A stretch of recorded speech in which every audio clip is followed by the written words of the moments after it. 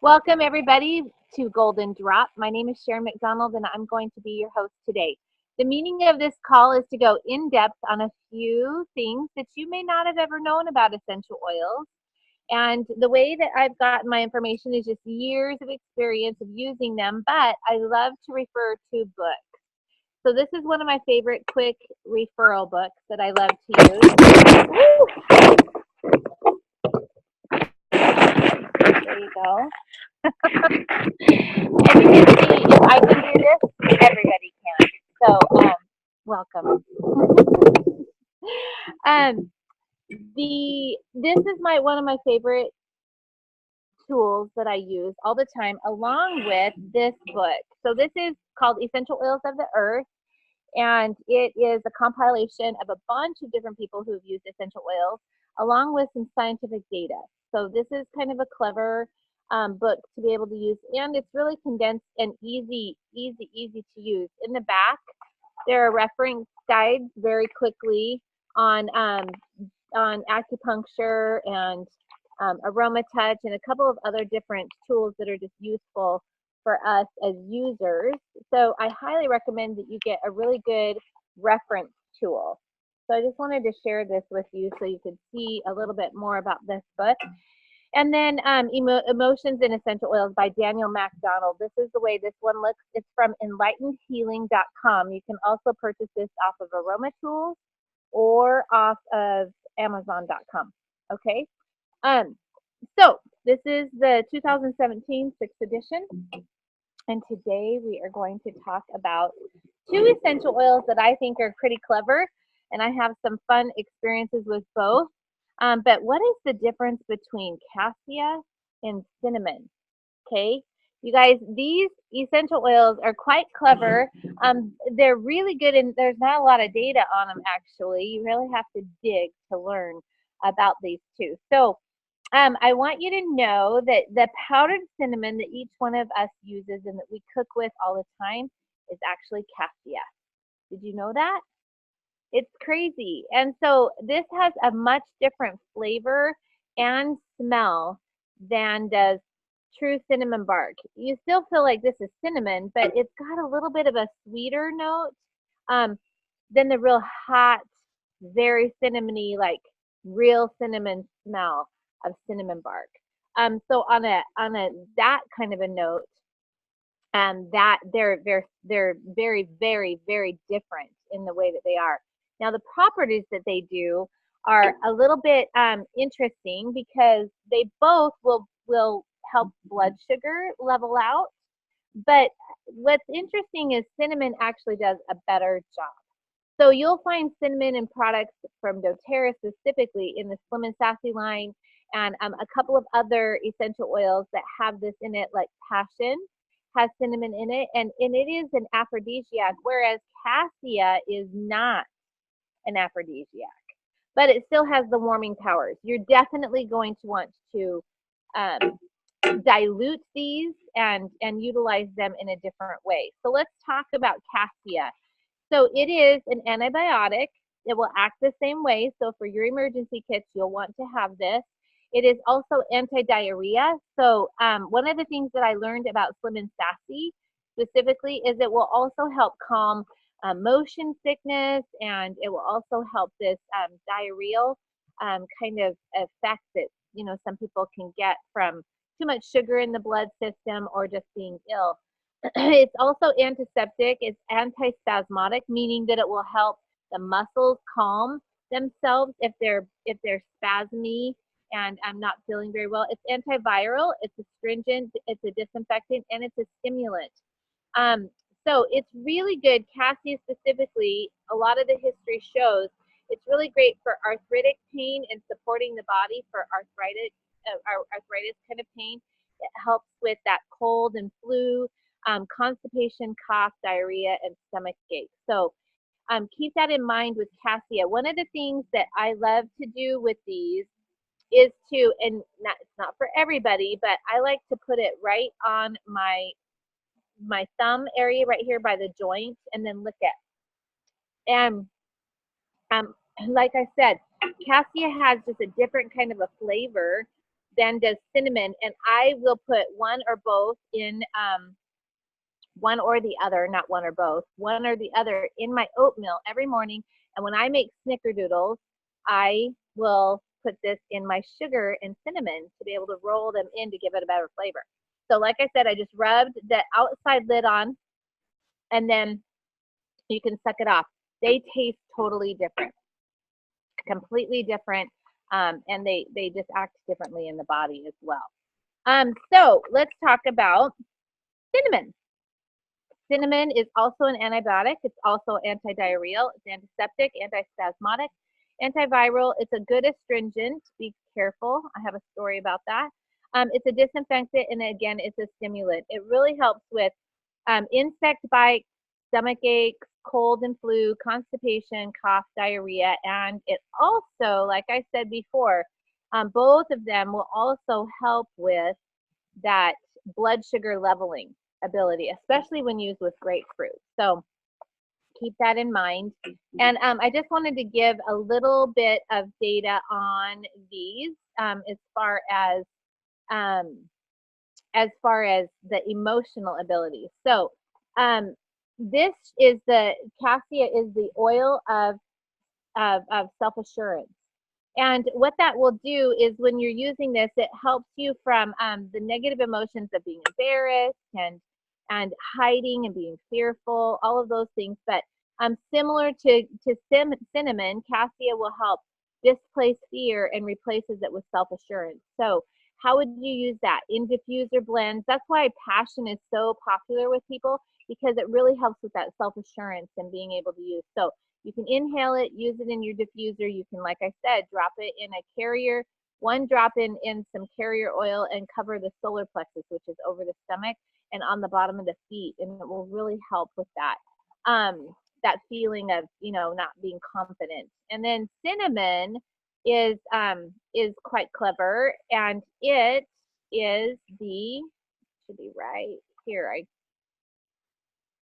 I marked it and there it fell out. Okay, so this is the oil of sexual harmony, which is why it's in passion.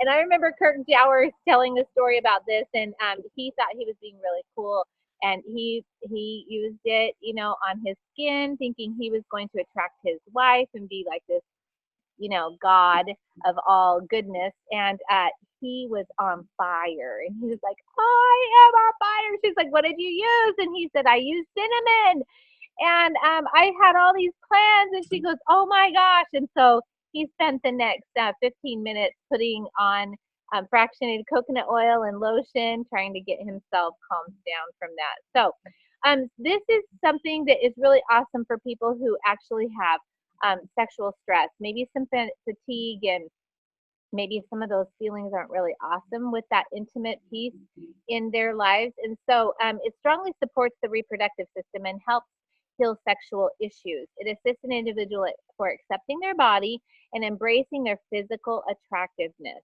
And this helps really, really well for people who have body shame, are fearful, who are controlling or jealous, have experienced sexual abuse in any way, or repression of sexual activity, or, are you ready for this, overactive sexuality. All right, so it's really good to be able to help that. Companion oils for this one are jasmine, bergamot, grapefruit, and neroli. And so that is what I wanted to share with you today. I really hope that that was helpful. I see, Diana, that there are, not Diana, but Renee, that there were messages in the chat section. Diana Hinkle specifically, I saw that she commented. No, all she talked about is she lost the picture of you, so she was just asking if everybody else could see you. So. Oh, okay. Is there anything else in there? Nope. Does anybody else have any comments about how they use these two essential oils, or maybe an experience you'd like to share? I love cinnamon in my coffee. Oh yeah. So I do it every day in my coffee. That's awesome. Do you do one drop in your coffee? Mm-hmm. Yeah. Yes. It's a good metabolizer. I'm telling you, like you know, a lot of people, I know Ayurvedic wise, ginger and lemon are really nice to start off in the morning. But with my digestive issues, I would do a warm glass of lemon, 1 drop of lemon essential oil, 1 drop of ginger under my tongue, and I would chase that, and then I would do some cinnamon, just like I showed you right here on my thumb, lick it, and then swallow water. And it is not for everybody, but love how it makes my body feel. Renee, what does it do for you? Like on a, not just on an emotional level, but maybe on an energetic level. What does the cinnamon do for you, and why do you put it in your coffee? I don't drink coffee for the caffeine. I drink it because I like it. I enjoy it. It's a morning ritual that I have. And the cinnamon just pops it. It does a great flavor, and it just awakens me. Yeah. Have you ever done bulletproof coffee where you put a big tablespoon of butter in your coffee? No. Yeah, it's really trendy for people, specifically people who are trying to keep in ketosis. It's a great way to start the body off with good fat right in the morning, along with that warmth and that ritual like you were talking about. Mm-hmm. And so 1 big tablespoon of butter, and you could still add your cinnamon to it. But people love it. You should give it a try sometime. Oh, okay. Then report back to us what you think. I will. Yeah, it's pretty clever. It's really good for the body. Yeah. I use it in my sweet tea. Oh, It's not great, but I could cut the sugar when I use the cinnamon. oh, good. So how much do you use stevia instead, Teresa? No? Okay. It gives me migraines. Sugar, and how long do you sit your tea out in the sun, that kind of sweet tea, or just regular sweet tea? I brew it, and so I can use less sugar if I use the cinnamon, and then it curbs my appetite. Yes, it does. Liquid stevia might be something that you might look into, or erythritol. Erythritol does not touch your sugar levels at all. It doesn't act like that in the body because it's not sugar. It's a sugar alcohol. But the body registers it as just normal, like it doesn't spike. But that is really helpful. I mean, people love it. It's better than xylitol. Sometimes people's stomachs don't tolerate xylitol, but you might give that a go. How often do you brew your sweet tea? Don't. I just do it by the glass. Oh, so you're not brewing like a whole container? Yeah, like some people. Well, that's Sometimes cool. I do it by the pitcher, but it just depends on what I have planned for the day. Yeah, right. Yeah. Well, a lot of people love their sweet. Are you from the South? I mean, like that's not a normal. Are you from the South? I'm not. It's considered the Midwest, Missouri, but my mom always served us sweet tea. Well, but it carries up though, that tradition from the South. Yeah, the Midwest. Everyone. Would you like sweet tea today? That's awesome. Thank you for sharing that, Teresa. Anybody else? Wonderful. You can use your cinnamon for your horses as well. It's really helpful in their blood sugars. How do you do that, Diana? How would you do that? Put it in their hay or what? No, you can put it in there. If you have grain, you can do that. You can also make your treats that have cinnamon in there. So if you make your own homemade treats for it, it's wonderful. There's a lot of recipes you can get on Pinterest, and they're really super simple because they're better than what you get at the store, of course, feed store. And so if you just add that in, it's super simple and it's easy to give to them. Or another way that some people have done that is take a alfalfa cube and just put 1 or 2 drops on there. Don't do a whole lot. And despite their size, they like an adult hay cube or the alfalfa cube and let them eat that. And it's easy to give them. That's another way of being able to burn them too. Pretty easy. It is. And so you would do that for a week, like you would digestin, right? Sure. Or if you've got a horse that is consistently having, like you've got some horses that have Cushing's, which is similar to what a diabetic would be. Yeah. It affects their hooves. And so you can actually give that to them on a daily basis. Oh, awesome. So good to know. And it'll help. That. See, what a treat we have. You're welcome. Knowledge, like, really. That's awesome. Perfect. Well, thank you for filling my bucket today with some of this information, you guys. I'm so blessed to be able to learn from you and so grateful to be able to share with you. I love it when you guys pay it forward and sharing your knowledge. And just to pay it forward a little bit more, you can open up those bottles and share your knowledge. Share these replays with your family and friends so that they can learn how to use essential oils too.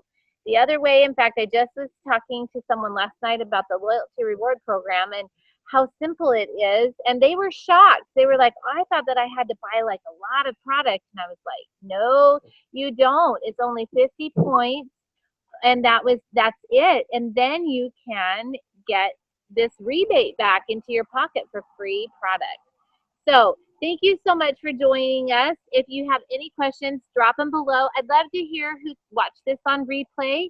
And I'm grateful for everyone that took time out to come to here today with us. And I appreciate every single one of you. I hope you have a great day. Thank you.